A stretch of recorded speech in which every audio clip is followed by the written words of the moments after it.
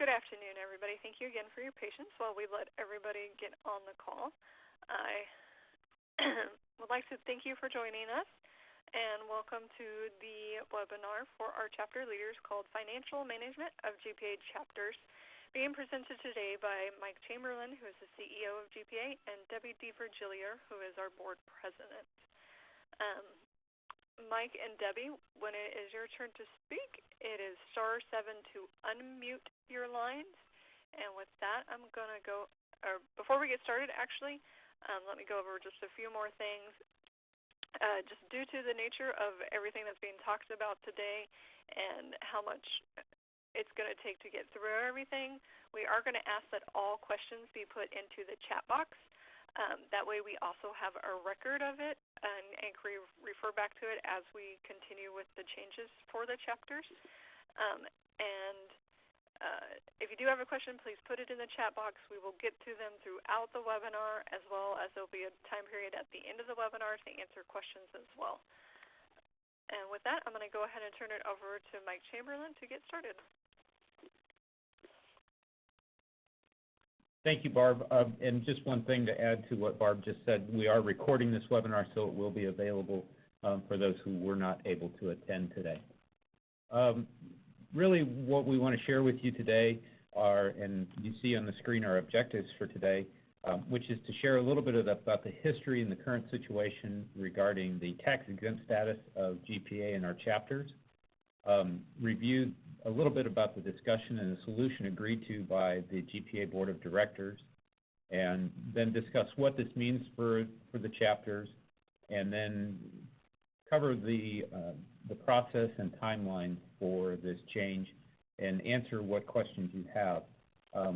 Just so you're aware, as we go through this, one of the important things to recognize is that this is a process, and it's something that we are working through a lot of the details for, and part of our objective here as well today is to begin the conversation with you about all the things that need to happen to make this be an effective change to serve the chapters and serve GPA and make sure that it's a benefit and win-win for everybody involved. So just a couple things to start us off. Some people might ask about why did GPA pursue a group exemption, or why didn't they pursue a group exemption? A group exemption really sets up a status for, is used by a national organization to cover all of the chapters underneath it. This is a status that the IRS created many years ago to help organizations that had chapters to consolidate and file their taxes under one umbrella organization, if you will, and have the chapters all filed under that. Allow the chapters to have their own identity, but file under the larger group's exemption. And so the real objective there was that chapters were able to function as their own legal entities under the GPA's exemption, that the GPA would file for the tax-exempt status with the IRS, complete all the paperwork, and do all the filing fees, etc. And really, a group exemption is really an administrative convenience. It's the time when group exemptions were really developed and put out there. It was looked at that would be an administrative convenience for the IRS and for the entities themselves. And so, unfortunately, that thought process has changed, and we'll talk a little bit more about that in a few minutes. But the real reason to pursue this group exemption was that, as I understand it, and Debbie will talk about this in a minute, but that for a lot of organizations to get access to certain resources within their community, those resources are only available to tax-exempt organizations. Just as a side note, the GPA is a tax-exempt organization under Section 501c6 of the Internal Revenue Code, which is as a trade association or a business society. We are not a 501c3, which is what is most commonly referred to as the tax-exempt category. which is mostly a charitable organization. As a side note to that side note, the Grant Professionals Foundation is a 501c3 charitable organization. So that's just a quick overview of why we had considered pursuing a group exemption and a little bit about our current status in regards to GPA. So what I'm going to do now is I'm going to turn it over to Debbie DiVirgilio to talk a little bit about the history and our situation and how we've come to where we are today.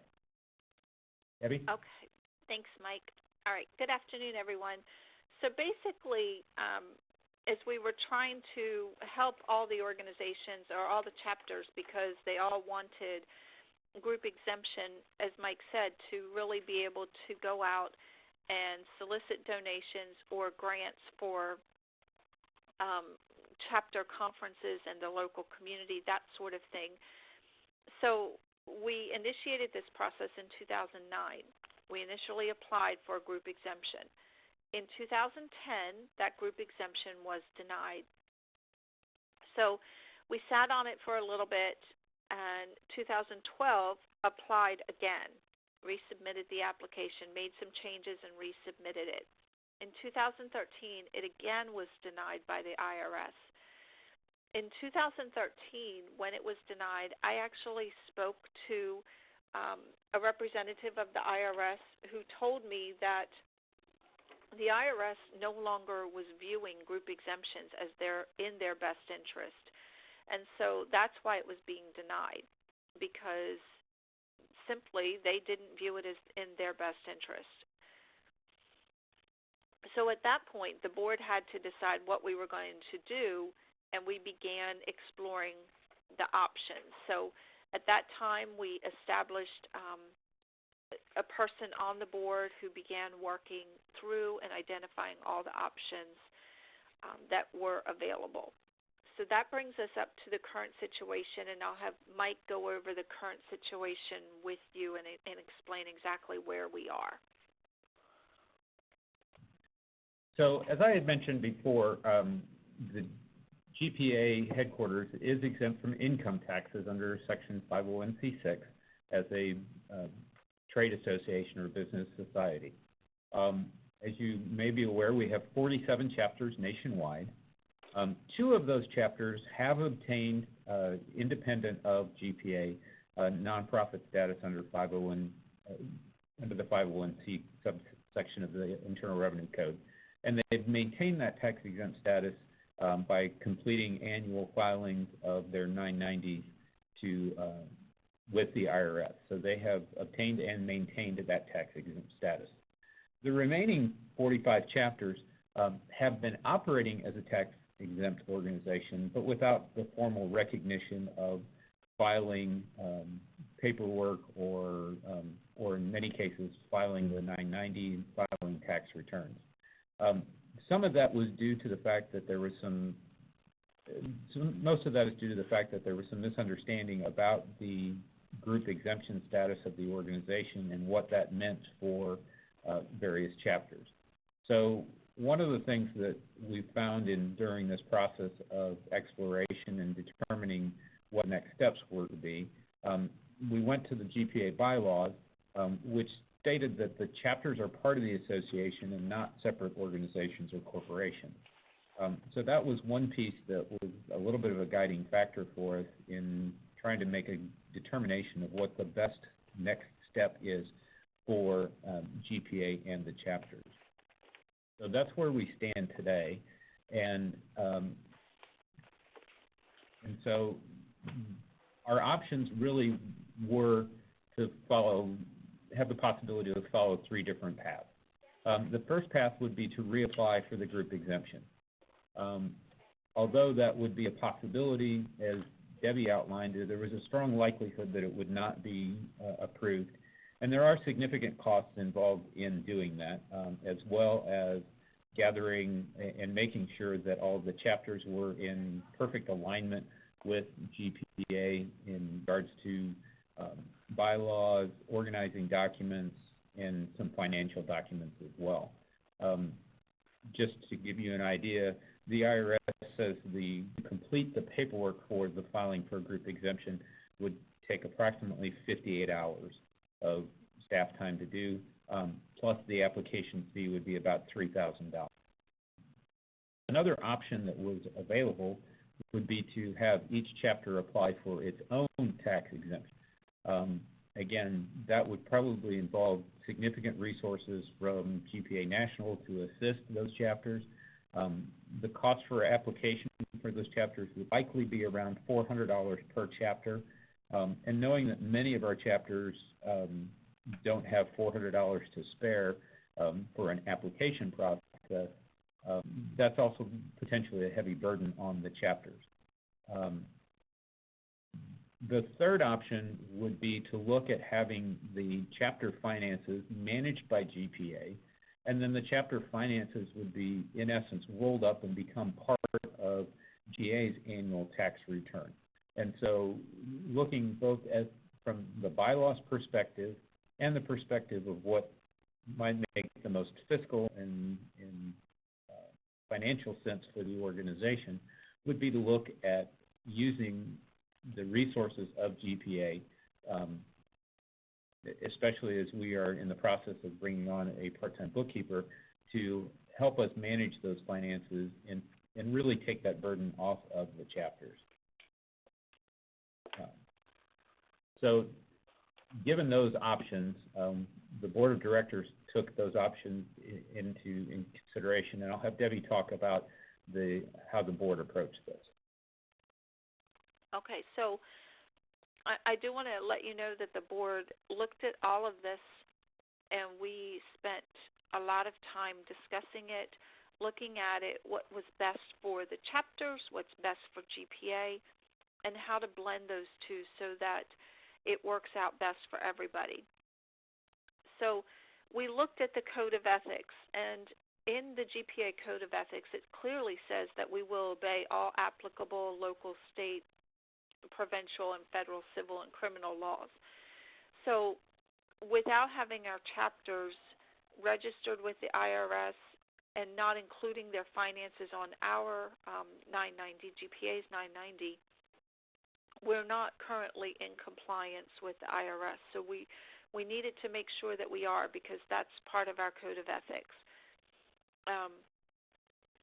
Likewise, GPA itself, if we're managing money for chapters, we need to make sure that we're in compliance by accounting for all that money. So that's another thing we looked at.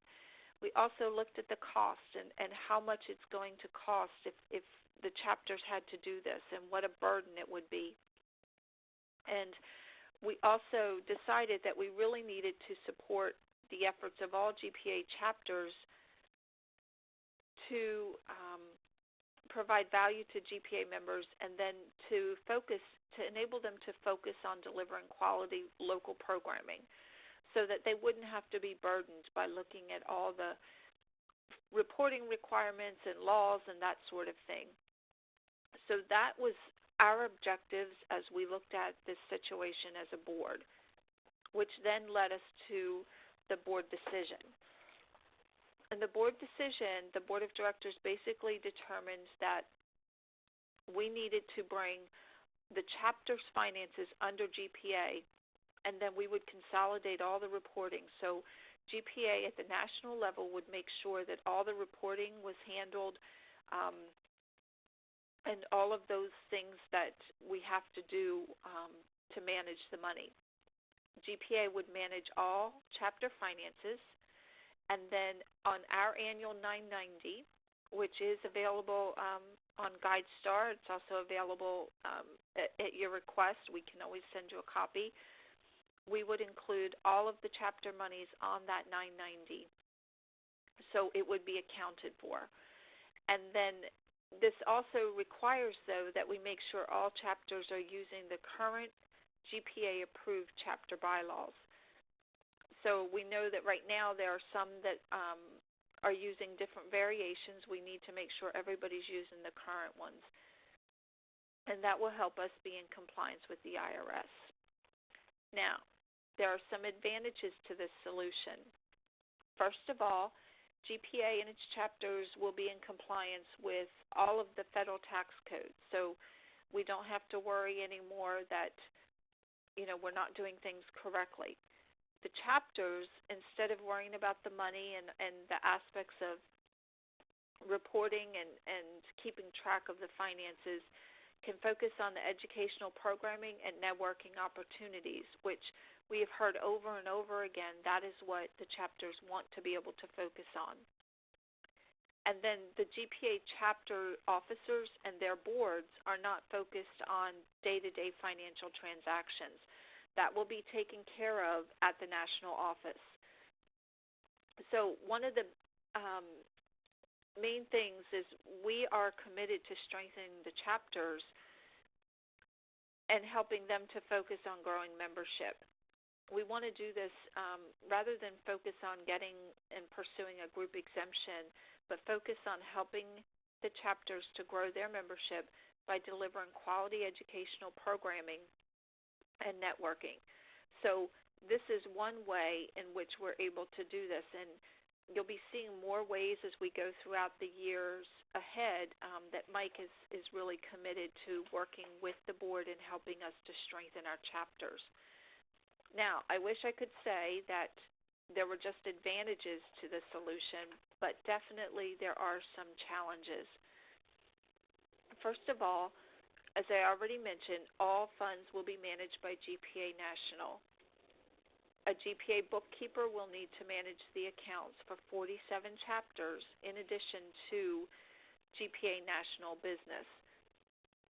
So I'm sure you can imagine that's going to create some challenges. Over the past few months, I've been working with Mike to look at logistics and how do we make that happen. So these are in the preliminary stage, but I'll have Mike talk to you about how we are going to make this happen.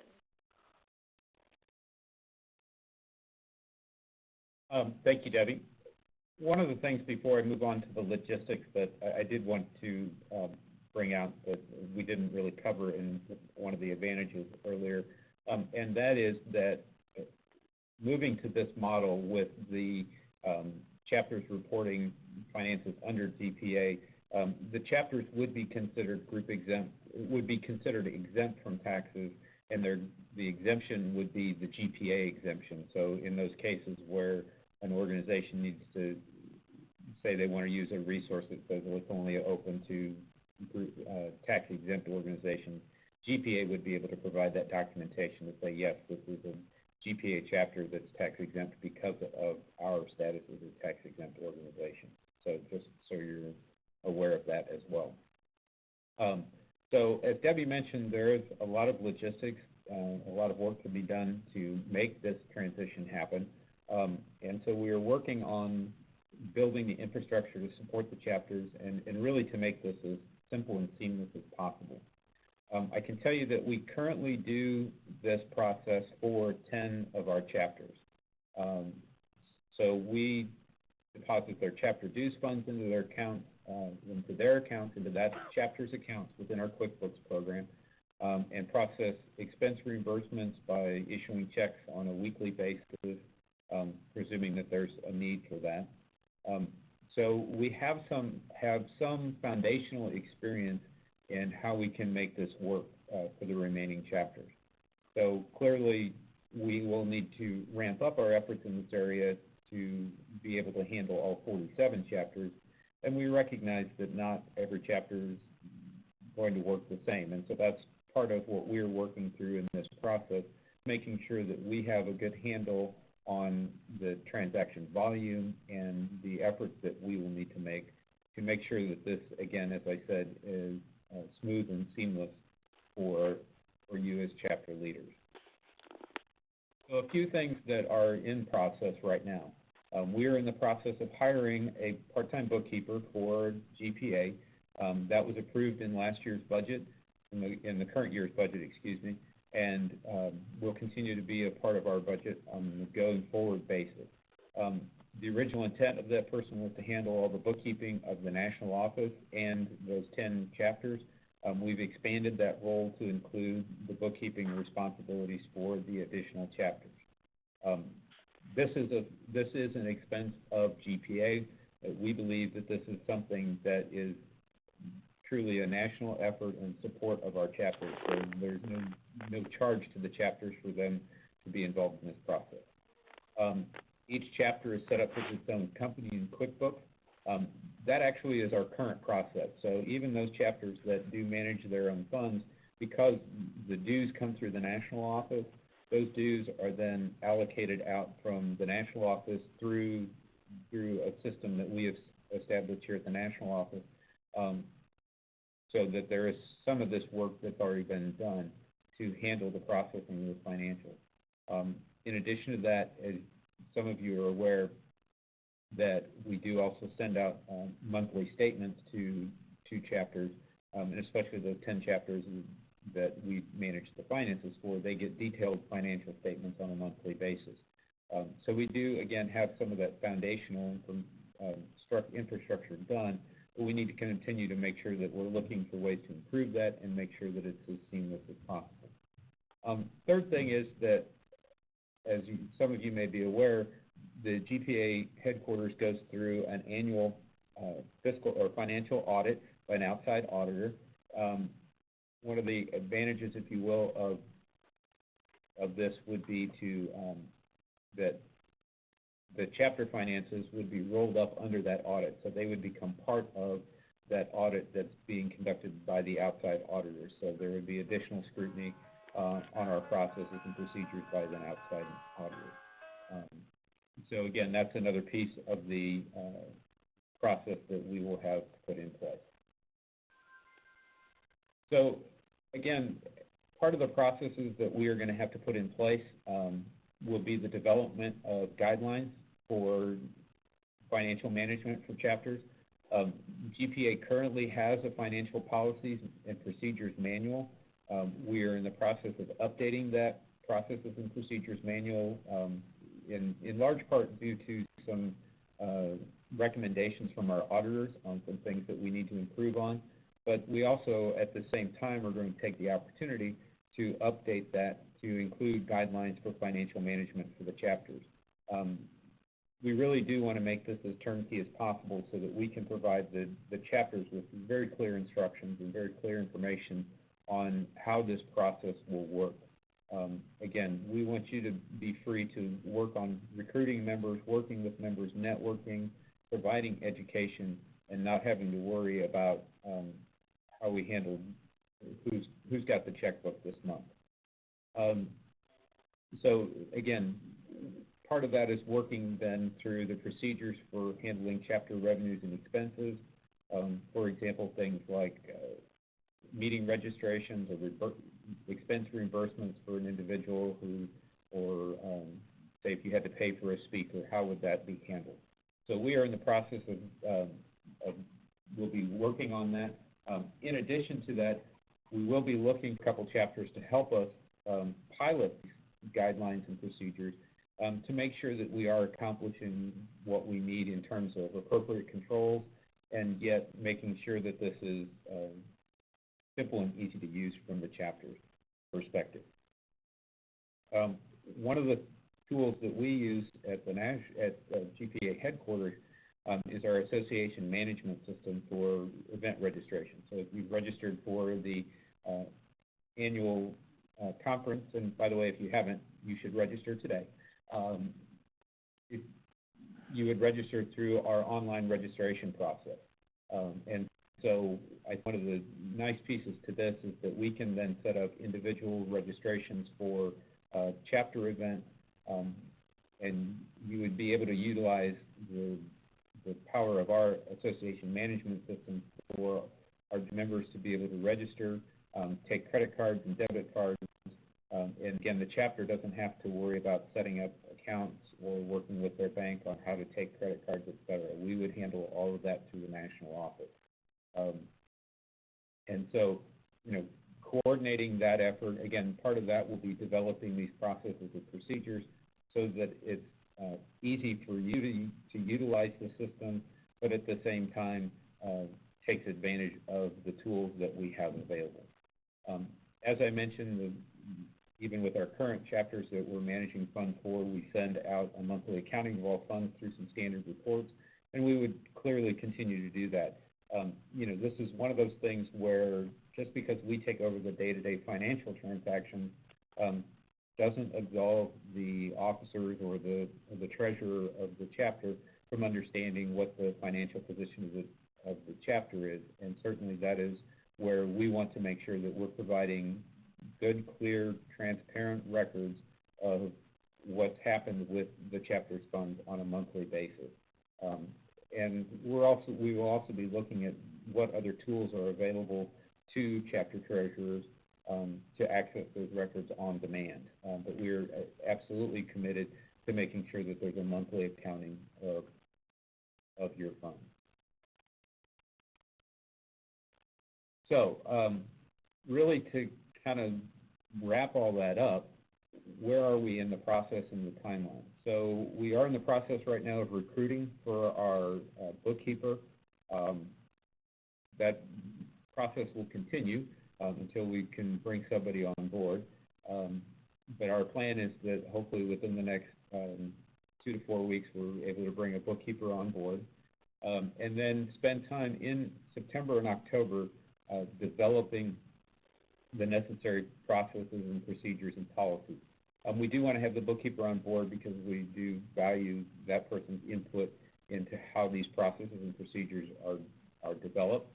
And then our current plan, as I mentioned, our current plan would be to look to a couple chapters to help us pilot the program in November, possibly in November and December, to make sure that we're working effectively and efficiently to support the chapters. Then presuming that the pilot program goes well, in December we would offer some training for chapter officers on the processes and procedures with a targeted launch of January 1 of 2016, which would be the new fiscal year for GPA and for the chapters as well. So that is a fairly aggressive timeline, but knowing that we have some of the foundational work done, we think it's very doable and think we can accomplish that. And again, as you are looking at transitioning, I know a lot of chapters transition officers towards the end of the year, first of the year, so it may be something that several people on your board may be involved in making sure that we have that smooth transition and things go well for everybody involved. So with that, I'm going to open it back up to Barb to see if we've gotten any questions yet. And we do have several questions that have come across. For those of you who do have a question, please type it into the chat box, and we will get to as many as we can as we start answering these questions across. The first question, Mike and Debbie, is what you're talking about standard operating procedures for similar associations such as AFP? Well, I will. Mike is the association person, but I will just tell you that some of these associations that have been around much longer than GPA, AFP is an example of one, were able to get their group exemption approved prior to the IRS sort of closing the door on group exemptions. So if they already have a group exemption, they're good. They can continue operating that way. If they don't already have a group exemption, then they're going to need to do a process similar to what we're doing, is my understanding. And I guess I will add on to that. Debbie's absolutely correct that for associations, large associations that have been in existence for many years that had a group exemption or filed for a group exemption early on in the process, I will tell you many of them are struggling with this as well in terms of when they, for example, I know of another association that actually has lost their group exemption because they changed state of incorporation, and they are actually looking at doing this chapter by chapter basis, but they also have some significant resources that are going to be tied up in doing that, and it's going to take them quite a while to do that.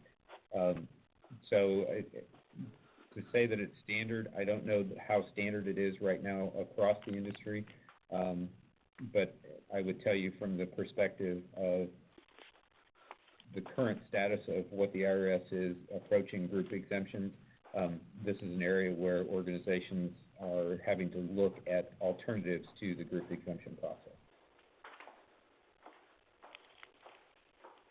Okay. The next question that came over says, with this new solution, is there still a need for each chapter to have its own treasurer? And my answer to that is yes, there is. And the role of the treasurer would change slightly, and that would be to, from my perspective, to report to the chapter and to the board the financial position of the chapter. Again, they wouldn't have to be the one that takes checks to the bank and writes checks out, et cetera, but they would still be reporting on the financial status of the chapter and reviewing the reports that are published by GPA on a regular, produced by the headquarters office on a regular basis. And certainly if they saw anything that didn't look right or needed to be questioned, we would expect that the chapter treasurer would be the one that would contact us with any questions. The next question says, will we need to migrate from our chapter's constant contact account to GPA's AMS? Barb, I think that's a Barb question. That is a Barb question.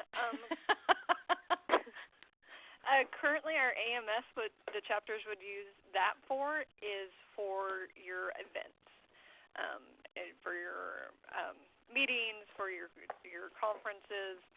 All of your contacts that you would send out, your emails and stuff like that, you would still want to keep your constant contact account to send out your invites through there. We would just house your actual meetings and events. So the next question says, will chapters with bank accounts need to close them and send balances to national? Yes, that will be part of that process that we will work out to make sure that we've, again, outlined exactly what needs to happen in that regard and how those funds will be transferred and how they'll be accounted for. Will this solution make GPA National better positioned for a new 501c3 application? And if so, how will chapters leverage national status to apply for grants?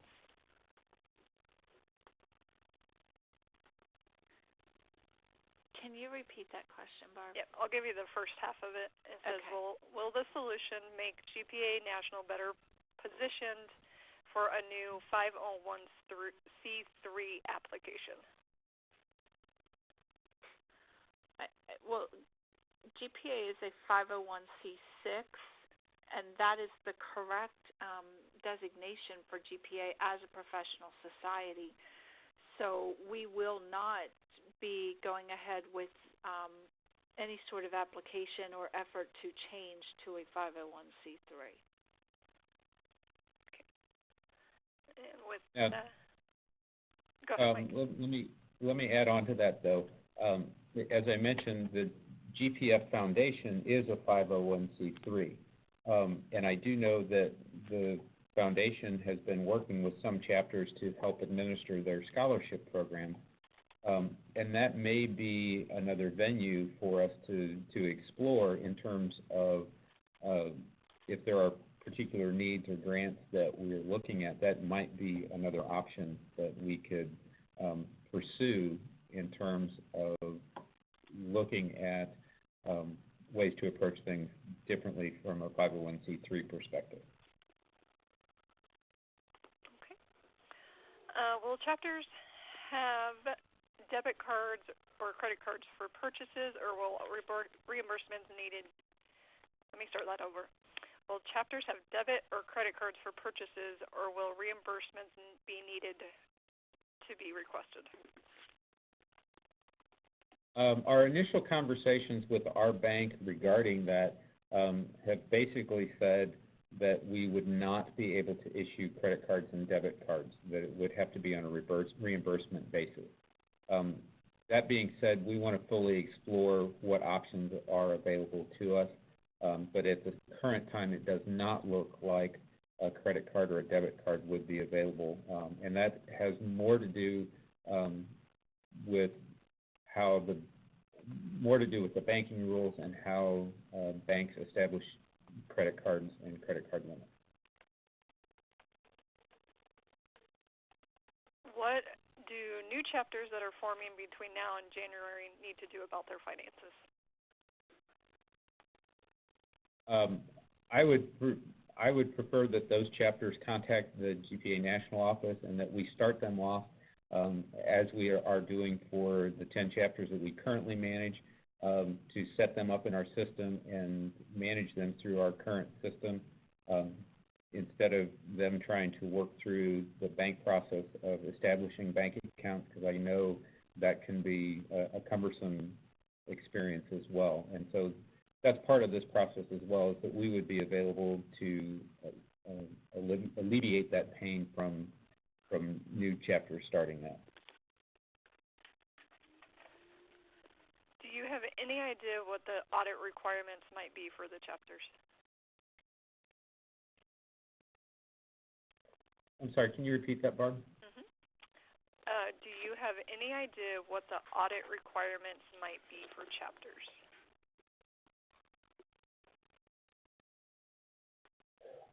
I'm not sure I understand the question, but I'll try to answer it this way. Because it would be an audit done by our audit, by the GPA National Audit, it would be an audit of our processes and procedures that we've set forth for the chapter. So the chapters potentially could be contacted by our auditors to confirm transactions, but there wouldn't be a particular requirement for the chapter to go through an audit. That would be one of the advantages of this, is that the audit of the chapter funds would be done as part of the national, of the GPA headquarters audit, and so there wouldn't necessarily be any additional requirements on chapters from the audit perspective.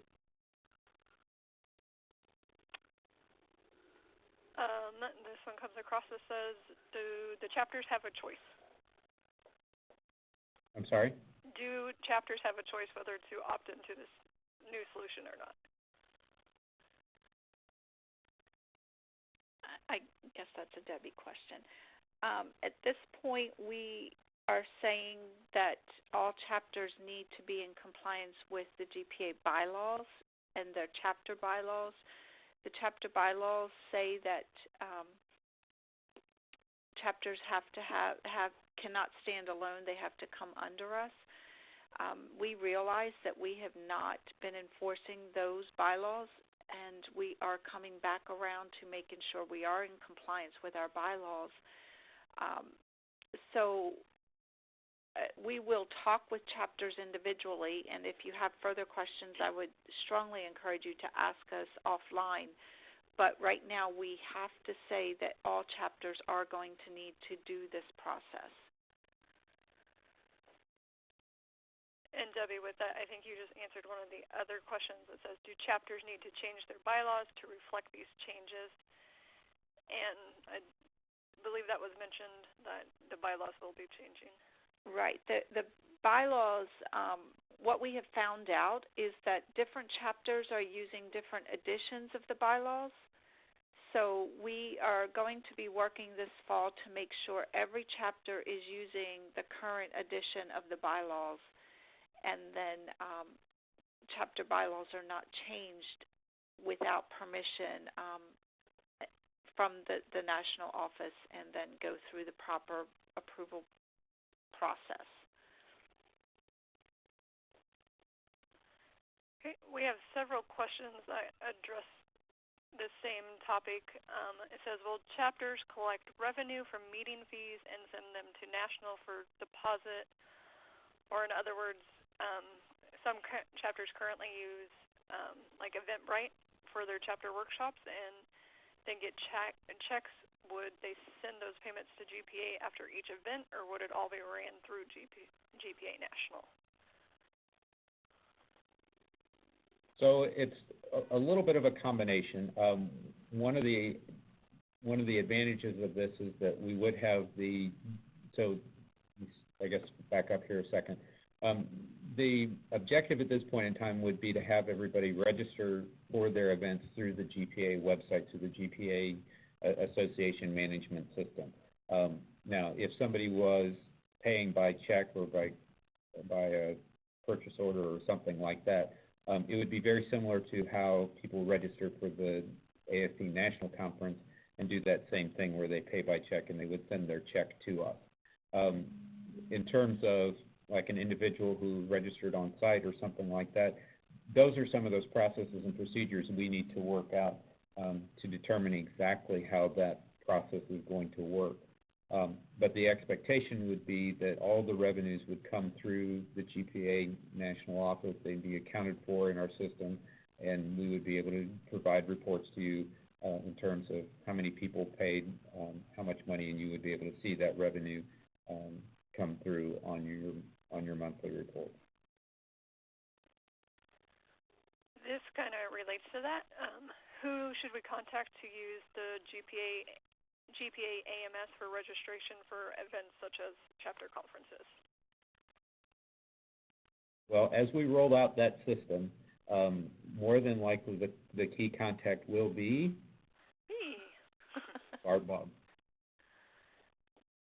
And that will all be part of the procedures that are put into place. So that will, everybody will know ahead of time what needs to be done for that. The next question, do you have a sense of each state's requirements for annual reporting of fiscal activities by each chapter, and who will do this?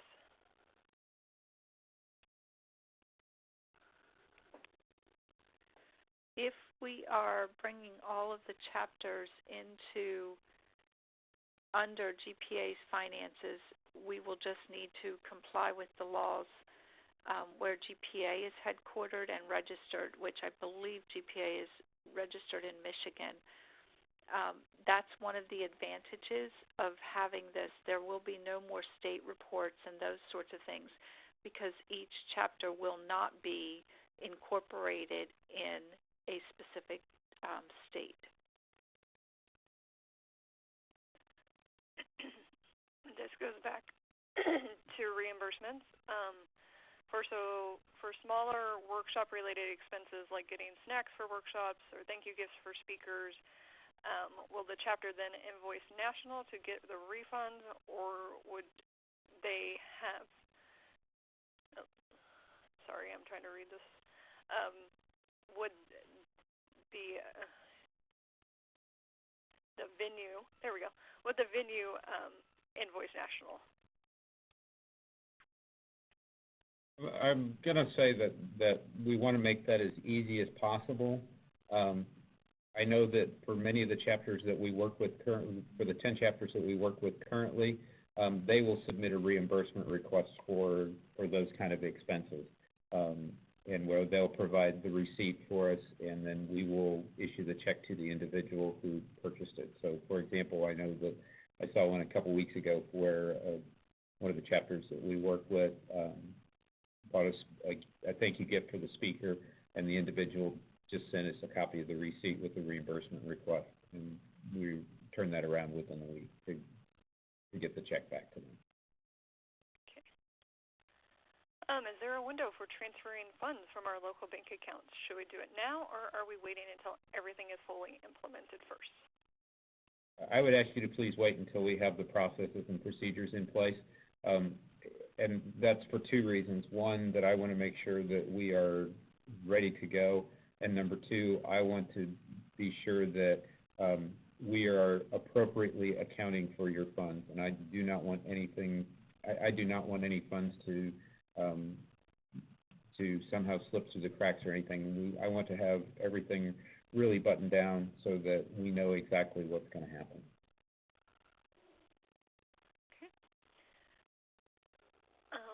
If you want to make a donation to my chapter, who do I make the check out to?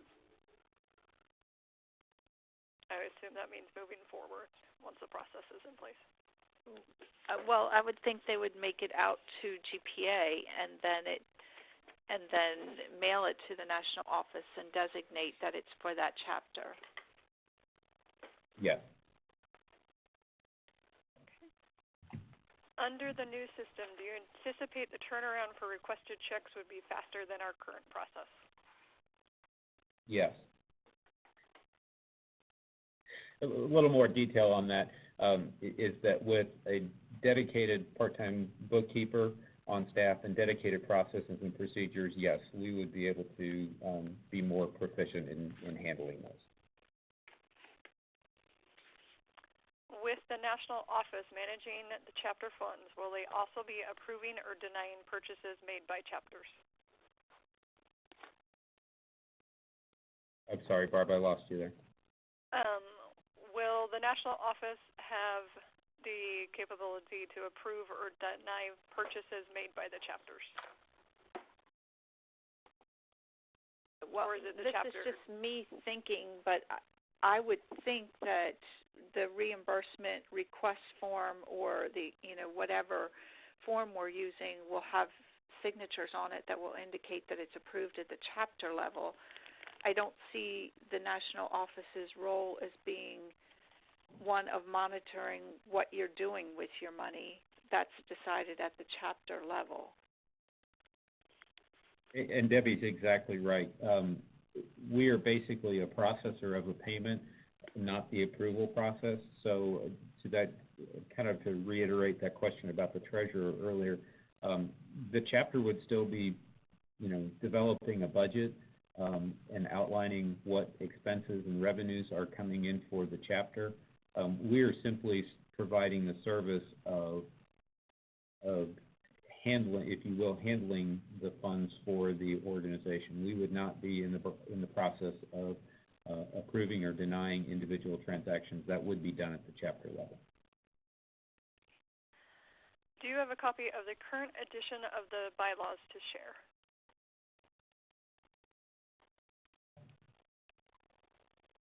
Yes, and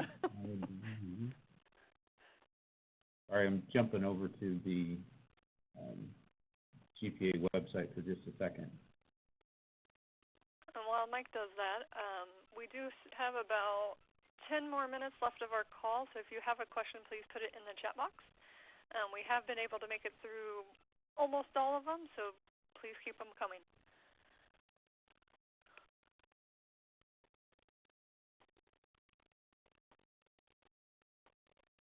To answer the question, the current chapter bylaws are, you do need to be logged in because this is in the members only section of the website. But under the Resource Center, under chapter resources, or about the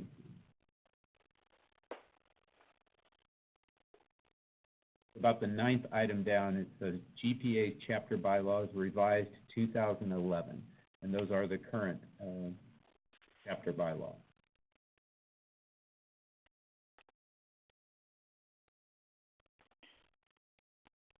Okay. If our members and guests pay for our meetings through PayPal, will we then link our PayPal account to our national account?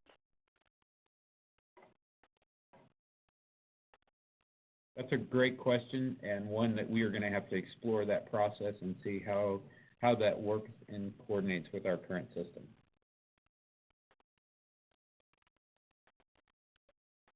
Will GPA complete solicitation of funds required permits from the states in which they operate? The GPA, the Grant Professionals Foundation, does currently do that for all states. The foundation, because they are the ones soliciting funds, are the ones who do that filing, and they do that on an annual basis. How can a chapter get reimbursed if it has no money to lay out?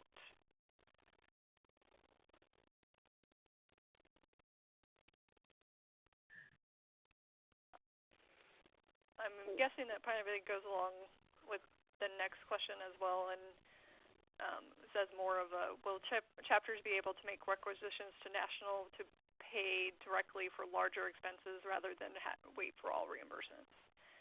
For example, for venue rentals, etc.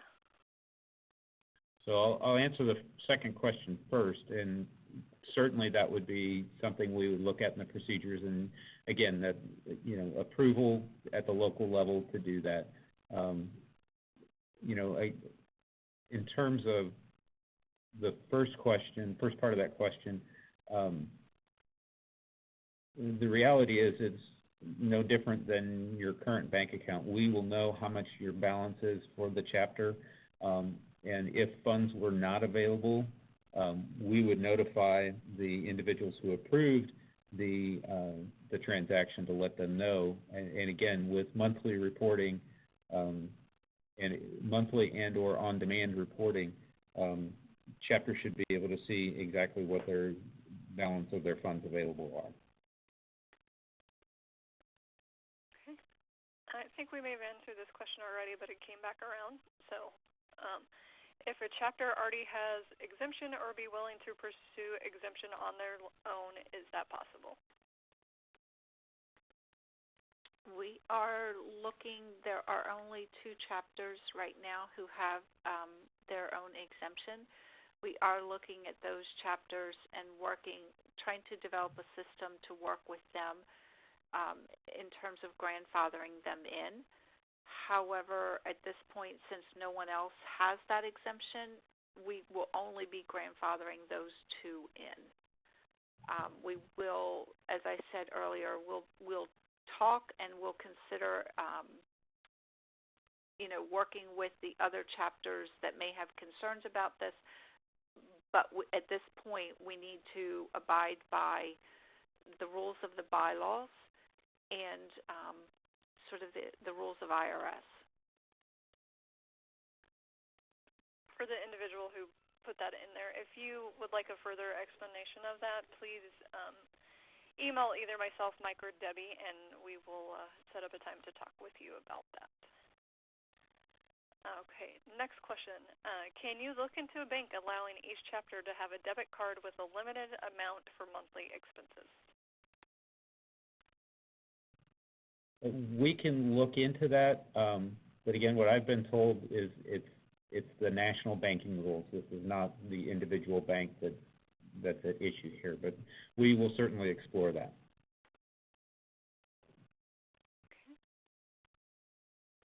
Okay. Here's a clarification on the question I didn't understand earlier. The one about laying out the funds ahead of time. Currently, the chapter has a charge card, so they can expend money for conferences, etc. Not all vendors want to wait for money. Who lays out money prior to reimbursement? So Go ahead, Mike. Well, I'm presuming this is a question. So, for example, you were having an event say you're having an event in September, and the venue wants a deposit put down of 50% of the anticipated expenses. That's certainly something that we will look at, seeing how we would handle that. I don't have an answer for you right now, but that's certainly one we will look into that process and see how we would handle that. Again, we're trying to make this as smooth and easy as possible for the chapters, and if that means, there are several options available to us, and so we'll just have to explore what makes sense, what's the best option available. Well, and I was just going to add, my personal chapter is a chapter that GPA manages the finances and has ever since we started the chapter. And I can tell you that, first of all, if there is if somebody buys snacks or something for the chapter, or we have meeting fees, we write out a check and submit all of that to GPA. We give receipts on site, and then we mail all that money to GPA. If there is an event, and we have had events in the past that have been larger, and no one was willing to put out the money, if it's a significant sum, we have just requested an advance payment that did not go to the treasurer or did not go to the officer. It was paid directly to the venue. And I can see that perhaps we would work out something like that again in the future. So, all of these questions, that's one of the reasons this is being recorded, so that these kind of situations can be taken into account as we develop the financial policies and procedures handbook, because we do want to make this as easy as possible. And, if you're putting out a couple $1,000 or whatever, nobody should have to front that. So we're going to work with you to make it happen as smoothly as possible.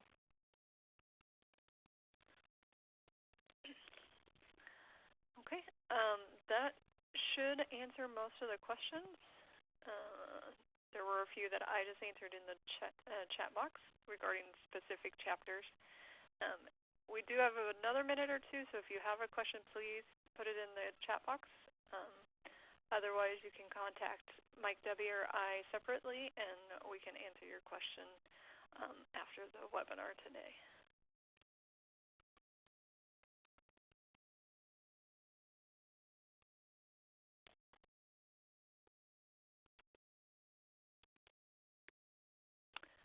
Looks like we got one more that just came over.